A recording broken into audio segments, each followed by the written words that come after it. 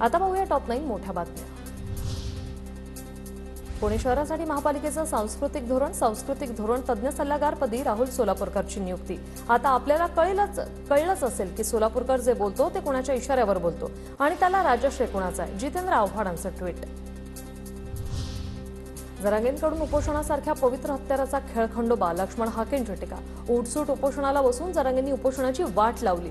लक्ष्मण हाकेंचा जरांगेंवर हल्लाबोल। दीपक बडगुजर यांची मकोकापासून सुटका। सामाजिक कार्यकर्ते प्रशांत जाधव गोळीबार प्रकरणात बडगुजर यांना पोलीस महासंचालकांकडून दिलासा। दीपक बडगुजर हे ठाकरे गटाचे जिल्हा प्रमुख सुधाकर बडगुजर यांचे पुत्र। विधान भवनात अर्थसंकल्पीय अधिवेशनाच्या तयारीची लगबग। 3 मार्चपासून अर्थसंकल्पीय अधिवेशन। नव्या मंत्र्यांचं दालन सुशोभीकरण रंगरंगोटीचं काम अंतिम टप्प्यात। विधानसभेवेळी महायुतीच्या नेत्यांची माझ्या विरोधात रसद पुरवली। आमदार राजेश क्षीरसागर यांचा हसन मुश्रीफांवर अप्रत्यक्ष आरोप। कोल्हापुरात महायुतीच्या काही नेत्यांचे काँग्रेस नेत्यांशी अंतर्गत संबंध असल्याची ही टीका। मराठी माणसांवर अन्याय झाला की लोक झोलारांकडे नाही तर राज ठाकरेंकडे येतात। संदीप देशपांडेंचा आशिष शेलारांना प्रत्युत्तर। मराठी माणसासाठी केलेली 4 कामं मनसेला दाखवावी, आशिष शेलार यांनी केली होती टीका।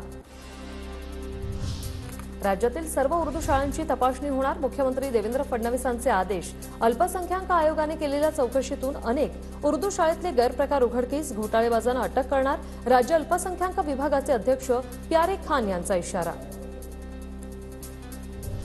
माथेफिरू सेन्सॉर बोर्ड अधिकाऱ्यावर तात्काळ कारवाई करा। नामदेव ढसाळ यांच्या पत्नी मल्लिका ढसाळ यांची मागणी। सेन्सॉर बोर्डानं कोण नामदेव ढसाळ असा केला होता प्रश्न। जळगावच्या जामनेरमधील अँग्लो उर्दू प्रायमरी शाळेच्या मुख्याध्यापिकेनं खोटी जन्मतारीख दाखवून 6 वर्ष सेवाकाळ वाढवून घेतला। जकिया सुलताना अब्दुल रशीदकडून शासनाची 70 लाखांची फसवणूक।